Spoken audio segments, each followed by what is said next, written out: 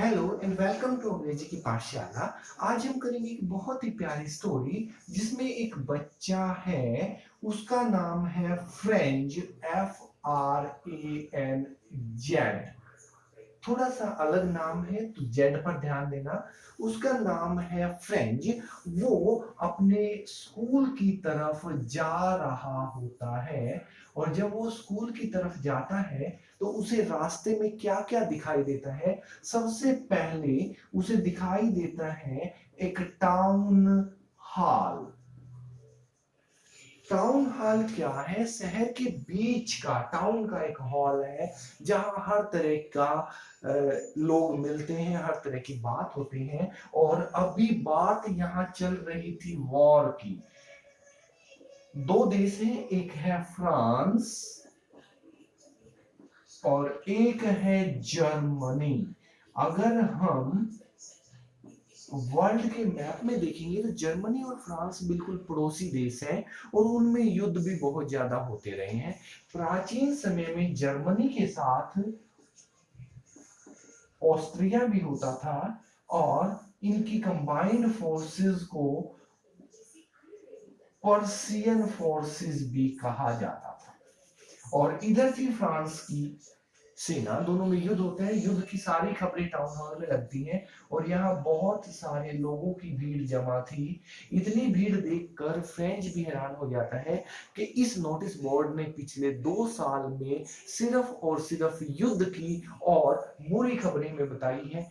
आज यहाँ भीड़ है तो क्या बुरी खबर हो सकती है। तभी उसे पर्सियन सोल्जर्स जो है वो दिखाई देते हैं। वो कर रहे हैं ड्रिल।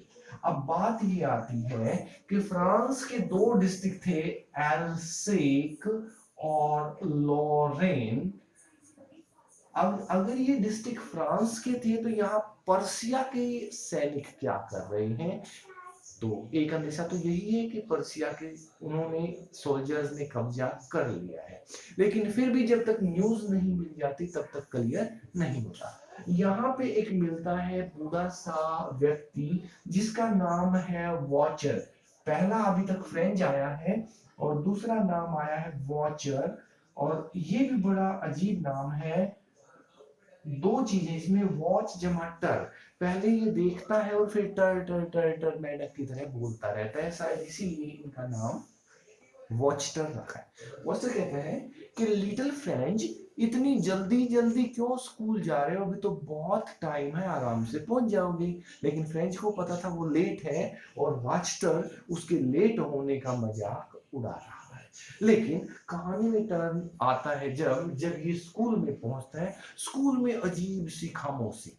अदरवाइज तो स्कूल के बच्चों की आवाज बहुत दूर दूर तक जाती है, चाहे वो प्रार्थना की आवाज हो, चाहे वो कक्षा में बेंचों के सरकाने की आवाज हो या बच्चों के क्वेश्चन लर्न करने की आवाज हो। लेकिन आज ऐसी कोई आवाज नहीं है। और जैसे ही क्लास में एंटर करता है तो वहां बहुत सारे पुराने लोग बैठे हैं। कक्षा में लोग, वो भी एक पूर्व मेयर, एक रिटायर्ड पोस्टमैन और भी बहुत सारे आदमी। फ्रेंच हैरान है कि ऐसा क्या हुआ कि क्लास में इतने लोग बैठे हैं। तभी उनका जो टीचर है, जो तीसरा आदमी है हमारी कहानी का, mister Hamel, Hamel is a teacher. वो बताता है कि जर्मनी की राजधानी बर्लिन से ऑर्डर आए हैं कि आज के बाद फ्रेंच लैंग्वेज इस स्कूल में नहीं पढ़ाई जाएगी क्योंकि यहाँ कब्जा हो गया है जर्मनी का। और आज मैं आपको फ्रेंच लैंग्वेज का आखिरी लेसन पढ़ाने जा रहा हूं। So the name of the chapter is the last lesson.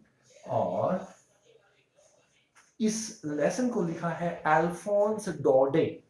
Alphons का हम ए लिख लेते हैं और डोडे का DAUDE।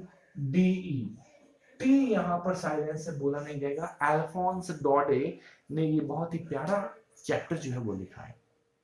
और लास्ट लेसन किसका है? मिस्टर हैमेल का। अब ये फ्रेंच जो है वो परेशान होता है कि काश मैंने फ्रेंच लैंग्वेज पहले पढ़ ली होती। कुछ भी उसे नहीं आता था, कभी ध्यान भी नहीं दिया, लेकिन आज का लेक्चर सारा उसके समझ में आ गया।